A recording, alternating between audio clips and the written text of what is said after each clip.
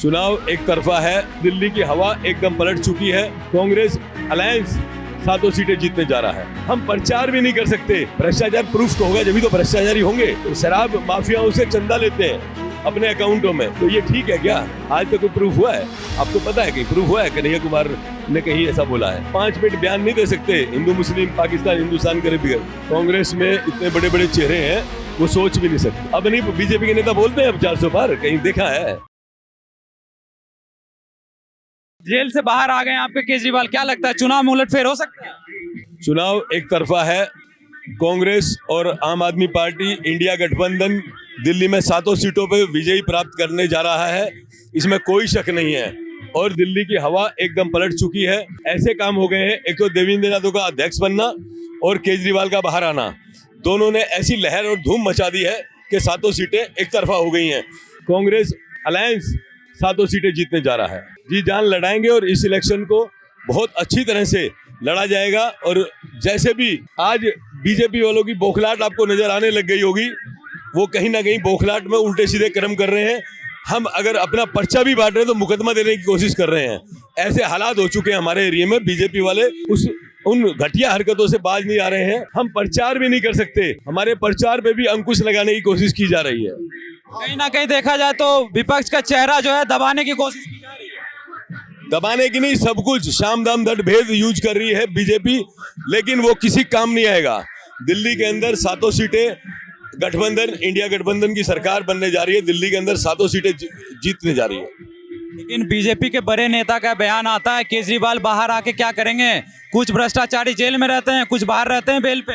ये भ्रष्टाचारी नहीं है, ये कहने की बात है। भ्रष्टाचार प्रूफ होगा जब तो भ्रष्टाचारी होंगे। आज तक उनको जेल में रख रहे हैं, उनके ऊपर कौन सा ऐसा हो गया? और आज कितने लोग इन्होंने भ्रष्टाचार में बंद कर दिए। ये खुद चंदा लेते हैं उन पार्टियों से और उसी केस में केजरीवाल को और लोगों को अंदर करते हैं। उसी शराब माफियाओं से चंदा लेते हैं अपने अकाउंटों में, तो ये ठीक है क्या? जनता सब जानती है, जनता को नजर आ रहा है, इसलिए ये इलेक्शन कुछ और ही ब्याह कर रहा है। विपक्ष बीजेपी ये भी कहता है कि बड़े नेता उनके बयान देते हैं कि चेहरा क्या लेके जाएंगे, वो काली पोत के भेजा गया उसे जेल से। ये तो उनको लग रहा है ना, अभी वक्त आने दो, फिर पता चलेगा काली किसके पुती हुई है। सत्ता परिवर्तन होने दो, तो आज इनकी जो बौखलाहट है वो पूरे ओवरऑल इंडिया में दिखाई दे रही है। जब से कन्हैया कुमार को टिकट दिया है एनडीए अलायंस ने, कहीं ना कहीं जनता में नाखुशी दिख रही है। बताया जाता है कि जो भारत टुकड़े करने की बातें करते हैं उसे कैसे टिकट दे दिया? कोई अच्छा चेहरा नहीं बचा है क्या विपक्ष? ये बिल्कुल झूठ है। ना तो कन्हैया कुमार ने ऐसे कोई बयान दे रखे हैं, ना अगर वो बयान दिए होते तो आज तक वो भी जेल में होता। ये ऐसा नहीं है। वो उनको गुमराह करने के लिए, लोगों को गुमराह करने के लिए उनके ऊपर झूठे इल्जाम लगाए गए थे जो प्रूफ ही नहीं हो पाए हैं। आज तक कोई प्रूफ हुआ है? आपको पता है कहीं प्रूफ हुआ है? कन्हैया कुमार ने कहीं ऐसा बोला है? हुआ कोई प्रूफ? वो नकली वीडियो बना के बच्चों ने डाली थी, वो सब उसका भेद खुल चुका है। ये भी बीजेपी का काम है क्या? और किसका है?